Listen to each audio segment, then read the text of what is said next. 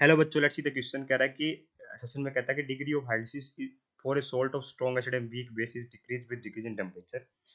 Reason कहता है कि degree of hydrolysis does not depend on dilution.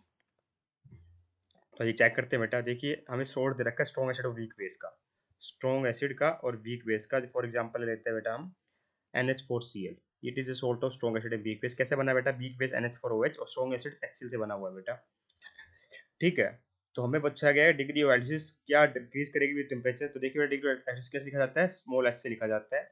और एक्चुअली में एक चीज होती है हमारी हाइड्रोलिसिस कांस्टेंट, वो क्या होती है बेटा? KW/Kb।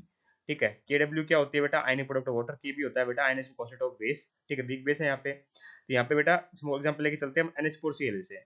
तो यहाँ पे वीक बेस होगा हमारा NH4OH। वो कैसे डिसोसिएट होगा बेटा? वो डिसोसिएट होता है NH4 पॉजिटिव और OH नेगेटिव आयन की फॉर्म में डिसोसिएट होता है। ठीक है। इसका आयनेशन कोएफिशिएंट है बेटा Kb। ठीक है। और हमारा वाटर है बेटा, वो कौन कैसे डिस्ट्रीब्यूट होता है बेटा? वाटर होता है मेरा H पॉजिटिव और OH नेगेटिव आयन की फॉर्म में। तो यहाँ से आता है बेटा आयनिक प्रोडक्ट ऑफ वाटर। और जो हमारा डिग्री ऑफ हाइड्रोलिसिस होता है वो किसका होता है बेटा? एक्चुअली में NH4Cl है। जब इसके आप हाइड्रोलिसिस करने जाओगे तो क्या बनता है बेटा? यहाँ पे NH4 positive, NH4 positive plus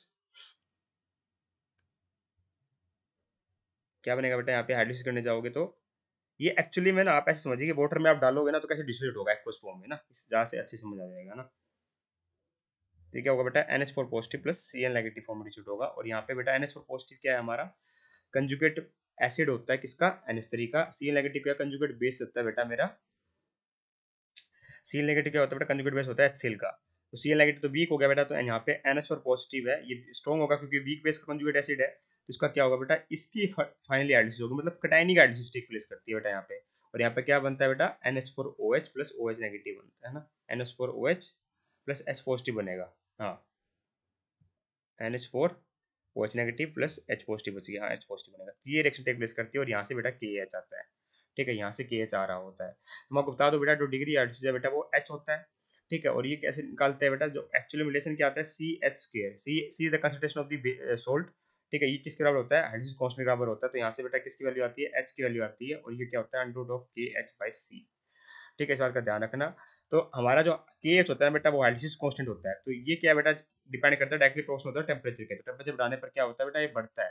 तो यहाँ पे लिख रखा है डिक्रीज डिक्रीज इन टेम्परेचर। बिल्कुल सही लिखी बात लिखी हुई है, इसका मतलब ये क्वेश्चन हमारा बिल्कुल ट्रू है। सेकंड कहता है कि degree of hydrolysis does not depend on dilution. ये बात गलत है बेटा, क्योंकि कंसंट्रेशन के ऊपर डिपेंड करता है। ठीक है। तो ये क्या होगा बेटा? Degree inversely proportional to concentration है। अगर कंसंट्रेशन बढ़ाओगे तो डिग्री हाइड्रोलिसिस क्या होगा बेटा मेरा? कंसंट्रेशन बढ़ाने पर डिग्री हाइड्रोलिसिस डिक्रीज होगा। इसका मतलब डाइल्यूशन करने पर, डाइल्यूशन का मतलब क्या है बेटा? वॉल्यूम बढ़ाने, वॉल्यूम बढ़ाने पर कंसंट्रेशन क्या होती है बेटा? डिक्रीज होती है। तो डाइल्यूशन करेंगे तो हमारी क्या होगा बेटा? कंसंट्रेशन डिक्रीज करेगी और डिग्री हाइड्रोलिसिस क्या होगा? इंक्रीज करेगा। यहाँ लिख रखा है डिपेंड ही नहीं करता, ये बात हमारी फॉल्स है। इसका मतलब असर्शन ट्रू है, रीजन फॉल्स है। तो ये चेक करते हैं, दोनों बातें हमारी सही नहीं है बेटा। ठीक है, दोनों बातें सही नहीं है। असर्शन ट्रू है, रीजन फॉल्स है। तो option number third perfectly correct हो जाएगा। I hope you understand the answer. Thank you so much.